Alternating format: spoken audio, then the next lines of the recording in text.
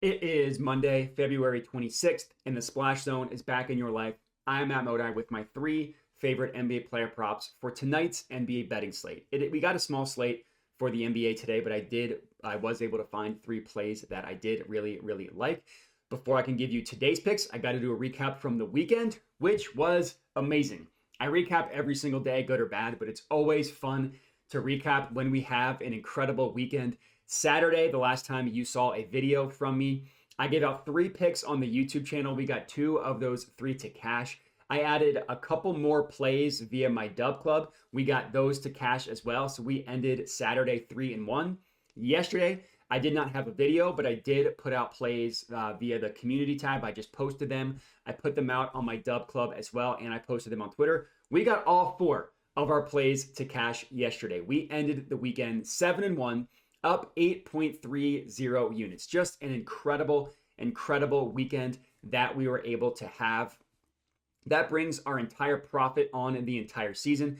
We are up about 52 units of profit on the year. It's incredible. And also starting Saturday, I started tracking my ladder plays as well. I'm going to track them separately. So if people just want to tail the main plays, you can see the profit from that. Or if people want to tail the ladder plays, you can see the profit from that as well.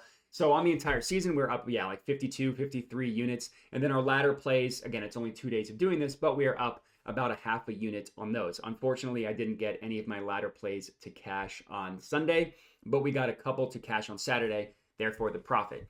Regardless, we're having an amazing season. We're in the middle of a hot streak. I would definitely recommend subscribing to my YouTube channel if you are not already. And I know I mentioned a dub club a couple times. I'll go in more detail in the dub club at the end of the video. I do have one for $5 a month. The link is in the description of the video if you are interested. Again, I'll explain that in more detail at the end of the video. But for this specific one, as I mentioned, I got three picks for you guys. Remember to like the video. Remember to comment. I do love reading through all your comments and responding to as many as I can. But enough about that. Let's get into today's picks. The first one that we're going to go ahead and lock in here is in the Nets versus Grizzlies game. And I'm taking Vince Williams Jr. over 25.5 points, rebounds, assists. This is best offered at -117 odds at Caesars. I know that I just went with him on, I think that was Friday's video. Unfortunately, we did not get that play to cash. That was a horrible beat, and that definitely doesn't scare me off from any future plays on Vince Williams Jr. either. In that game, we had him to go over 23.5 points, rebounds, assists. So I do like the fact that even though he missed it last game, it's still higher this game. Now, that makes sense because the last game was against the Clippers, a very good defense. This game is against the Nets, a very bad defense. But in that game, he had 19 PRA in the first half. He had 22 with 2 minutes into the third quarter. So he had essentially the entire second half, just needed to get one bucket. Didn't do it. Went the entire second half without scoring. We got hooked as he ended with exactly 23 because he added only one rebound after he had 22. That happens. That's still an L. Again, that was against a much better defense in the Clippers. And if you're going to tell me that he's going to have 19 in the first half and he's going to have 22 early in the third quarter, I'll take those chances. The fact that it went under, again, that doesn't scare me off of this play at all. He still had a relatively good game in that one. He just couldn't score in the second half. He had 6 rebounds and 8 assists and only 9 points, which all 9 of those came in the first half. Now for this game, he has the benefit of going up against a Nets defense that is the second worst defense in the month of February. So recently they've been very bad. And they have a 2-8 record, so just a bad team. And even though he went under last game, he's still been playing, this is Vince Williams, still been playing really well overall since he's been getting more playing time. In the past 10 games, he's averaging 14.9 points, 6.5 rebounds, and 5.9 assists per game. Again, that's in his last 10. That's for an average of 27.3 points, rebounds, assists. Now for this game, not only does he have a good matchup against the Nets, but I also like the fact that even as banged up as the Grizzlies are, they're going to be even more banged up tonight with John Konchar missing the game. The last 2 times that Vince Williams has played without John Konchar, he's played 38 and 34 minutes, so we love that playing time. And in those 2 games, he had 35 and 37 combined points, rebounds, assists. That was against the Warriors and against the Bucks. So I expect him to have another good game tonight, righting the wrongs from the last time that we went with him. That's our first play. Next up, Raptors versus Pacers game, I'm taking Tyrese Halliburton over 11.5 assists, -115 odds at BetMGM. I absolutely love this play. This is a play that I'm going to ladder up to 14 plus assists as well.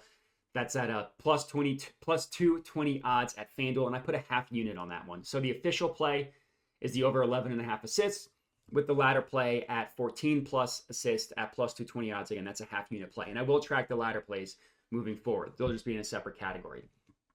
So Halliburton did miss this in his last game, but prior to that, he had been awesome, cashing 12 plus assists in 4 straight games prior to missing it last game.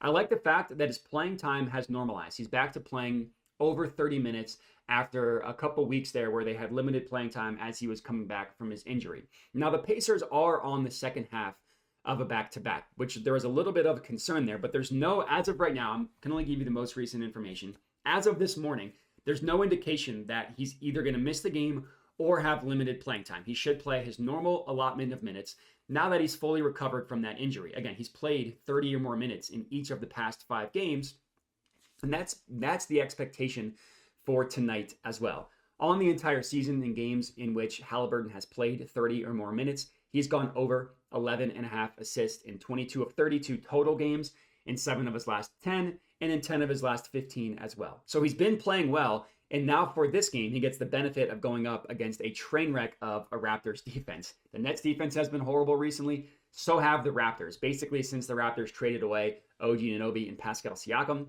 their defense has been horrible. Now, last game, Trae Young only had 7 assists, which I remember that because I was on his over in that game. So you're looking at that and you're saying, well, they played well in their last game.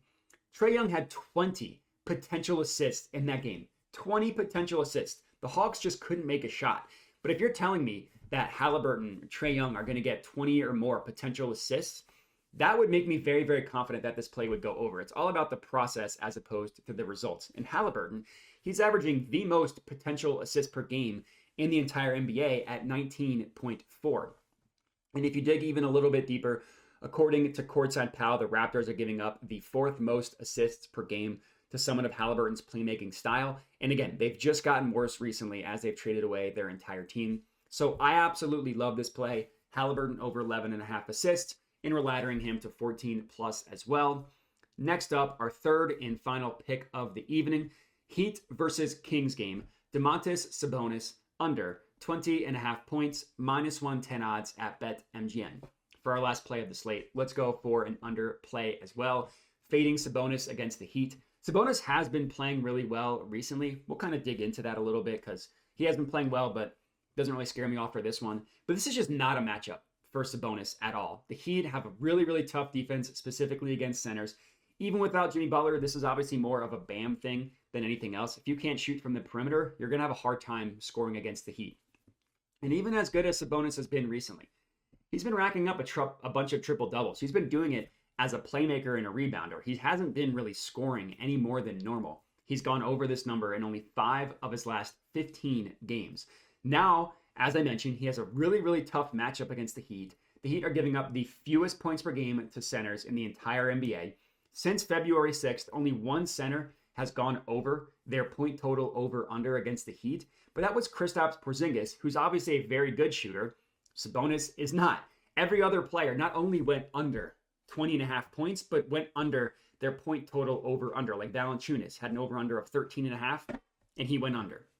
So a lot of good reasons about how good the Heat defense is. And if you want to dig into this even further, again, using Courtside Pal, who not only looks at positions, but looks at how a player scores, where they shoot from, how they play make, all that stuff. The Heat are allowing the second fewest points per game to someone of Sabonis' shooting profile, the fewest points per game to someone of his scoring profile, the 5th fewest points per game to someone of his playmaking style, and the fewest points per game to someone of his rebounding style. Very, very good across the board, no matter how you look at it. And Sabonis went under the last time these two teams played. He scored 19 points. Yeah, the Heat are going to be missing some guys.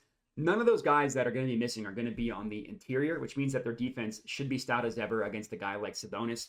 Another play that I absolutely love. I feel very confident in a 3-0 day today, continuing our hot streak. And that's how we got 3 plays for you guys to lock in. And now to talk to you about the Dub Club that I talked about, that I hinted at earlier. So I do have one. It's a Dub Club. It's only $5 a month.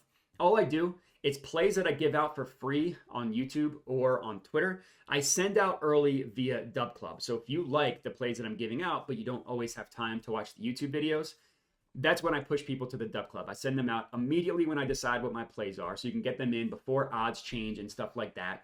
Or if you're too busy to watch a YouTube video, or you don't care for the analysis, you just want the picks, the Dub Club is the way to go. But again, there's nothing that you get on Dub Club that you cannot get for free on either YouTube or Twitter. So I do want to be clear about that. I'm not trying to sell you on some sort of VIP picks package.